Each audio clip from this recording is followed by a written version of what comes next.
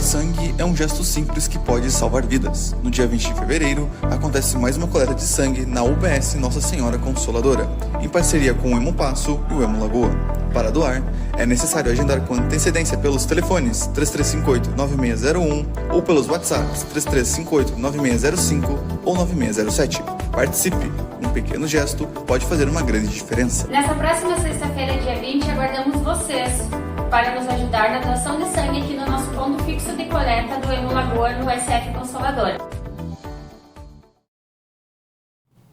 Olá, boa noite. Está começando mais um Prefeitura na TV.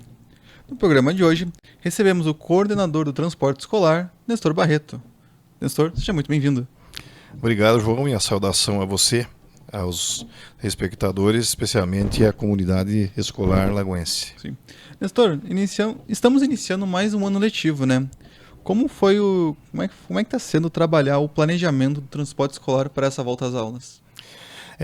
Na verdade, no período de férias, de recesso, os motoristas entram em férias, né? Sim. E nós continuamos o trabalho de planejamento, visando os primeiros dias de aula, início do roteiro, né? Uhum. Nesse período se faz a manutenção de todos os veículos escolares, a documentação necessária, laudo, revisão mecânica, etc. E o planejamento daquelas pessoas, daqueles alunos novos que irão ingressar no transporte escolar do ano. Uhum. E aí é feito a inscrição deles e baseado nessa quantidade de pessoas, de alunos que estão inscritos, é feito um novo roteiro. Uhum. E aí a adaptação, né, agora nos primeiros dias do roteiro novo. O mais importante agora nesse início é toda a frota está funcionando 100%, né?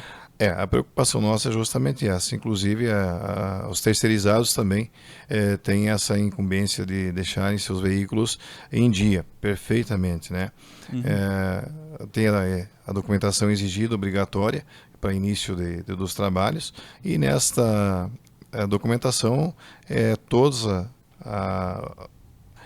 as revisões que são feitas, né, mecânica, elétrica, enfim, todas elas, para que possa dar maior segurança e maior conforto para os nossos alunos. E o mais importante hoje é o aluno ter a segurança e o conforto. Sem dúvida. Nós temos a instrução do nosso secretário, professor Carlos, o prefeito, e minha também, Uhum.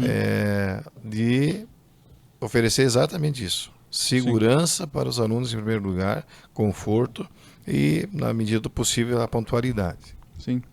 Quantas rotas hoje o transporte escolar atende no município, considerando a zona urbana e o interior?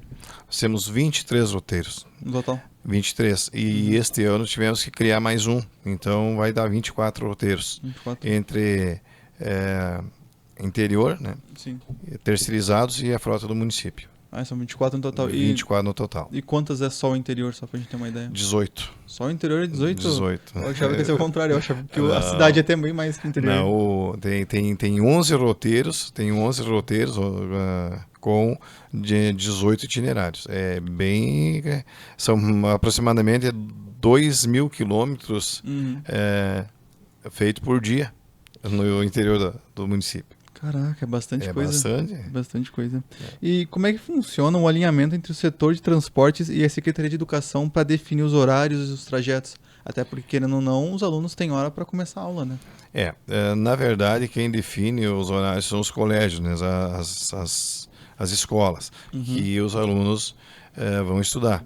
Então, uma é 5 minutos para mais, outra 5 minutos para menos, e nesse intervalo de tempo, a gente procura, juntamente com o motorista, fazer o seu itinerário da sua rota que seja mais próximo possível do horário. Sim. Né? Muitos deles a gente chega exatamente no horário. Sim. Mas alguns é um pouquinho para mais, um pouquinho para menos, 5 minutos para mais, 5 para menos. Tem que fazer, tem que ter esse ajuste aí. E foi uma das preocupações minha agora no início do ano, conversar com todas as diretoras dos colégios, que a gente tem os alunos para fazer a entrega, com os motoristas e principalmente com os pais. Nós pedimos assim uma compreensão enorme e uma colaboração por parte dos pais, dos responsáveis pelos alunos, para que deixem os seus alunos na parada, no horário certo, que vão buscar no horário certo também, e que tenham esta compreensão destes minutos a mais ou a menos nesta primeira semana, devido aos ajustes de quantidade de alunos, né, e de rota nova que a gente está fazendo, justamente para isso, para cumprir com o horário lá no colégio, para que o aluno não perda a aula. É importante isso aí também. É bem importante, até porque como está começando, né, até alinhar bem certinho o tempo que vai levar cada rota, tem que ter essa margem de erro que a gente fala, né? Existe essa margem, assim, a gente procura chegar o mais próximo possível, né, do horário, como foi falado, mas não tem assim também uma reclamação, não tem assim um horário assim muito esticado de um ou de outro colégio. Tá dentro da margem mesmo, tá tudo certinho. E falando agora um pouquinho sobre o funcionamento do dia a dia do transporte. Agora, começo de ano letivo, sempre vai surgir um ajustezinho ou outro para ser feito. Quais são os principais desafios enfrentados nesse período de início de ano? Sem dúvida nenhuma é o roteiro novo, né, que a gente tem que criar. Porque é natural que no final de ano muitos alunos se formem e deixem de usar o transporte. E natural também que muitos alunos novos entrem, né? E na maioria das vezes não são nos mesmos locais. Então a gente tem que fazer esse ajuste, né? Até para quantidade de quilômetros rodados por dia, né? Que isso é importante, a gente tem que fazer o controle rigoroso disso também, né? Ainda mais agora com o dispositivo 7 do governo federal, que a gente tem que alimentar todos os dias com todos os dados, alunos, motorista, veículos, colégio, o local onde pega o ônibus, o local onde desembarca. Então a gente tem esse trabalho muito forte em cima deste controle. E em relação como é feito o trabalho dos motoristas e os monitores, especialmente com cuidado com as crianças? Sim, os nossos motoristas, a gente faz uma reunião, inclusive antes do dia que inicia as aulas, para a gente conversar justamente sobre isso, para falar para eles da segurança, do conforto, da higiene, do horário, da pontualidade, da cortesia que eles têm que ter, né? E a gente tem tido assim, uma resposta muito grande, favorável.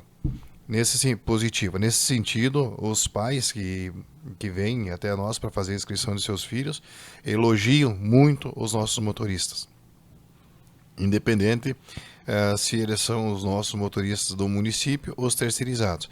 Eles se familiarizam com os alunos, com as famílias e criam o grupo no WhatsApp deles lá, que eles têm a comunicação do dia que o aluno não vai, do dia que o dia que o pai vai buscar o aluno, no dia que o pai vai levar o aluno. A verificação do veículo no final do roteiro. Então, assim, é uma série de coisinhas assim que a gente ajusta no início para que no decorrer do ano ela siga da melhor forma possível. A gente tem também uma ficha de ocorrência diária que aconteça com os alunos, com o motorista, com o ônibus, enfim, em qualquer circunstância é feita a anotação nessa fichinha que a gente implantou justamente para acompanhar o andamento. E baseado nisso, baseado nos depoimentos, né, dos pais, dos próprios alunos, dos diretores, das pessoas que acompanham os alunos, a gente procura adaptar e melhorar sempre a qualidade do transporte escolar. Continuando nesse assunto já de informação mais direta que está tendo, caso alguma família precise solicitar ajuste da rota ou tem alguma dúvida, como proceder? O primeiro passo é entrar em contato pelo e-mail do transporte escolar, que a gente tem lá na secretaria. Segundo, vem conversar conosco diretamente, ou por telefone mesmo, né? Mas é importante que a gente tenha esse contato direto. As pessoas procurem nós, no departamento de transporte, através da Secretaria de Educação, pelo telefone fixo da Secretaria, pelo meu particular, pelo e-mail e pessoalmente. Porque daí, se existir algum ajuste que a gente possa fazer que não comprometa o andamento da rota, que não atrase alunos ou que não cause custo maior para o município, não tem nenhum problema, a gente ajusta.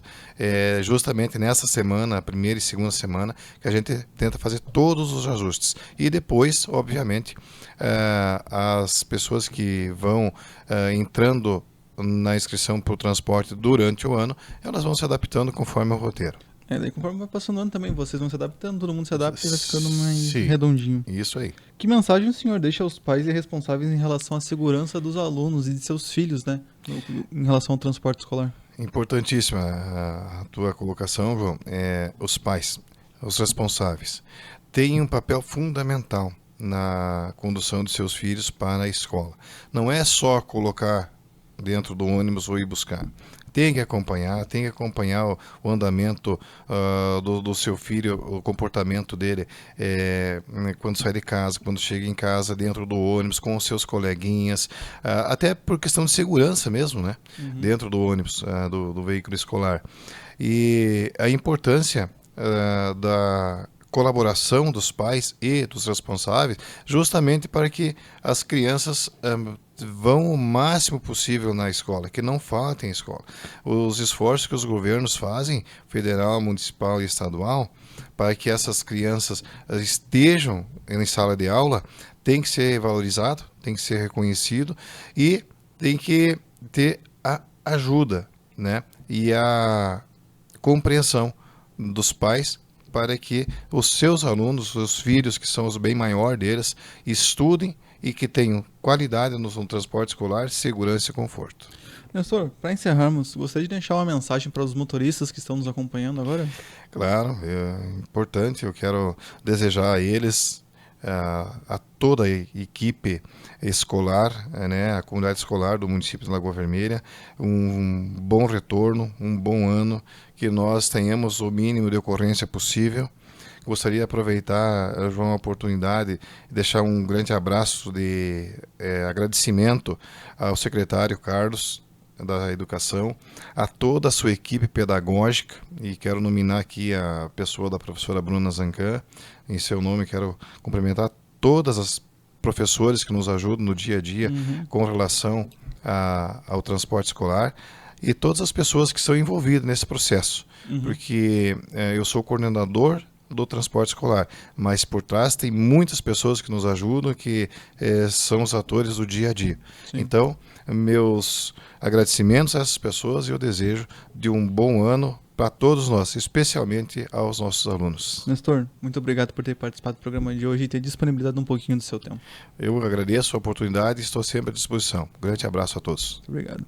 E para você que está nos acompanhando, vem agora um breve comercial e na sequência recebemos a enfermeira Isabel Koch. Você sabe usar corretamente os contentores de lixo da cidade? Os contentores pretos são para o lixo orgânico e os azuis para o lixo reciclável. O descarte incorreto causa mau cheiro, atrai insetos e pode danificar os equipamentos. Após o uso, mantenha a tampa fechada. Se estiver cheio, use outro ou aguarde a coleta, que ocorre todos os dias. Cuidar da cidade é responsabilidade de todos. E estamos de volta, agora com a enfermeira Isabel Koch. Isabel, seja muito bem-vinda. Olá, boa noite. É um prazer estar aqui, então, para esclarecer algumas dúvidas, né? Isabel, para começar, explica para quem está nos acompanhando o que é o Grupo GAPO e qual o seu principal objetivo. Bom, o GAPO, ele é o grupo de apoio às pessoas ostomizadas, né? A gente tem no município em torno de 20 pacientes que precisaram fazer a ostomia. A ostomia, então, ela pode ser tanto urostomia, né, que a gente trabalha, quanto ileostomia e colostomia, que é uma abertura ali, né, urostomia na parte da bexiga, para que o paciente consiga eliminar a urina, já que ele não faz isso pelo processo fisiológico normal. Sim. E ileostomia seria ali no intestino delgado e colostomia no intestino grosso, também, né, para eliminação das fezes, já que não faz de maneira fisiológica como nós fazemos. Esse grupo, ele surgiu como o próprio nome diz, como um grupo de apoio a esses pacientes, né? Porque eles passam por uma transformação que às vezes é difícil ocorrer essa aceitação de início. Então, a gente tem esse grupo, que foi uma iniciativa da Secretaria de Saúde de Lagoa Vermelha, para que a gente também fortaleça o vínculo com esses pacientes e traga conhecimento para eles. Então, a necessidade de criar o grupo foi justamente voltada para eles terem um apoio para essas pessoas. Justamente, porque é uma condição que causa bastante impactos na vida desse paciente, né? Principalmente o impacto social. Então, nesse grupo, a gente reúne todos os pacientes uma vez ao mês e é debatido vários temas. Então, de acordo com as necessidades e desejos dos pacientes, a gente traz sempre um profissional diferente e eles conseguem socializar entre si. E quem que pode participar do GAPO e como funciona o acolhimento dessas pessoas? Normalmente quem participa do GAPO são os próprios pacientes e os familiares que ajudam nesse cuidado dos pacientes, né? Então a gente deixa aberto para esse público. Também alguns profissionais das unidades de saúde, quando tem interesse, eles participam. E a gente mesmo organiza ali dentro da Secretaria de Saúde, a gente vai questionando os pacientes sobre o que eles gostariam, observando as necessidades, e nisso a gente tenta trazer todo mês um profissional diferente para dar palestra, treinamento, roda de conversa para eles, então sempre com temas bem variados. E como é que uma pessoa pode entrar no grupo, uma pessoa que precisa, o que ela tem que fazer para entrar? Normalmente a gente mesmo já inclui, porque sim. Quando a pessoa passa por essa cirurgia, né, tem algum problema de saúde, às vezes um tumor, alguma infecção, alguma coisa que leva a ter que fazer o uso da bolsinha, que a gente chama, né, que é a colostomia. Normalmente os nossos pacientes, a maioria é de colostomia, mas a gente tem também paciente de ileostomia e paciente de urostomia. Então, quando esses pacientes precisam passar por esse processo, eles também precisam requisitar as bolsinhas do Estado. Então, eles vão até a Secretaria de Saúde. Eu faço esse cadastro deles no sistema, junto com a 6ª Coordenadoria ali de Passo Fundo, para vir as bolsinhas. Então, eles também ganham as bolsinhas do Estado. Nisso, eu já pego o contato, já vou vinculando eles no grupo, né? Para que eles possam vir, participar, ter esse processo, né, de acolhimento. E quais são os principais desafios enfrentados para uma pessoa ostomizada no dia a dia? É principalmente que a gente observa social. Né? Então, para esses pacientes terem essa vida social que nós temos hoje, acaba se tornando, principalmente no início do processo, um pouco mais difícil, né? Então, a gente foca o grupo mais nessa parte. Também a gente observa algumas dificuldades da parte técnica de troca das bolsinhas, de higienização. Então, a gente também traz profissionais que ensinam eles a fazer a troca correta, a higienização correta, né? A cuidar ali do estômago, né? Que a gente chama. Que ao redor também tem que ter todo um cuidado. Então, a gente também orienta nessa parte. Embora eles já saiam do processo cirúrgico com algumas orientações do médico, com algumas orientações da equipe de enfermagem, a gente sempre vai ressaltando, né? Sempre que a gente tem um produto novo que vai auxiliar, a gente também passa para eles e passa, né, as devidas orientações de como usar. Então, essas são as principais dificuldades que eu observo hoje. A nível social, né, de aceitação também, e é um pouco da parte técnica, né, de realizar a troca, porque é uma coisa nova. É complicado para eles no início, muitas vezes são sozinhos. E quando tem o familiar que ajuda, a gente também abre o grupo para o familiar também participar dos treinamentos e aprender como que faz a troca, a limpeza, para que ajude esse paciente também, né? Sim. Então dá para dizer que, de certa forma, também o Grupo GAPO ele contribui para a qualidade de vida, para a autoestima e até para a inclusão social, né? Com certeza. Principalmente essa questão de autoestima, a gente trabalha bastante no início, né? A gente sempre traz psicóloga e o próprio grupo em si contribui bastante para isso, porque aí eles se incluem num grupo onde eles veem que não é só ele que está passando por aquele problema, né? Sim. Tem outras pessoas também. Então, eles acabam tendo um processo de aceitação maior, né? Que no início é muito difícil deles se aceitarem com a bolsinha. Além das palestras, quais outros tipos de atividades são realizados nesses encontros? Rodas de conversa também entre eles. E agora, para fevereiro, eu já preparei uma atividade especial que vai acontecer no dia 26 de tarde, ali na secretaria, né, que a gente sempre se reúne ali, onde vai vir uma profissional que vai realizar meditação com eles. Então, a gente também traz esse tipo de atividade integrativa, né, porque eles têm direitos, né, a todos esses momentos, e o que a gente consegue fornecer, a gente vai fornecendo para eles. Perfeito. Recentemente, a Vigilância em Saúde de Lagoa Vermelha iniciou a confecção de crachás de identificação para os pacientes ostomizados. Como surgiu essa ideia? Na verdade, é uma ideia que alguns pacientes mais jovens já vinham nos passando o interesse, né? Como hoje em dia a gente tem bastante mídia, então eles acabam tendo acesso a algumas informações. E aí a gente tem várias empresas que confeccionam as bolsinhas e que seguido vem até a Lagoa também para dar esse suporte no grupo, para apresentar os produtos, dar algumas palestras, e aí eles acabaram nos trazendo, né, também de brinde para nós, alguns cordõezinhos de girassol. Hoje o cordão de girassol ele se tornou um símbolo nacional para as pessoas com deficiência, inclusive deficiência oculta. Porque a pessoa ostomizada, ela tem ali a bolsinha, mas ela consegue esconder com a roupa. Então, de primeiro momento, as pessoas não enxergam que ela tem realmente uma deficiência. Então, a ideia do crachá surgiu principalmente para eles terem um pouquinho mais de acessibilidade em alguns serviços, né? Como ali a bolsinha, ela vai saindo ali as necessidades fisiológicas, tanto fezes quanto urina, ela se enche e muitas vezes eles não têm como ficar 2, 3 horas numa fila esperando um atendimento. Então, eles precisam dessa compreensão maior em alguns serviços, né, de um atendimento um pouquinho mais prioritário, às vezes um pouquinho mais humanizado. Então, surgiu daí, sabe, dessa necessidade, porque, como eu falei, é uma condição que impacta principalmente na parte social, né? Sim. Então, tendo os cordãozinhos, a gente confeccionou o crachá do próprio município, tem a legislação que regulamenta a pessoa ostomizada como deficiência, e também a gente preparou um ofício, né, assinado pela secretária de saúde, tudo certinho, que vai ter o QR Code no crachá, que daí comprova também que foi, sim, a Secretaria de Saúde que realizou o crachá, né?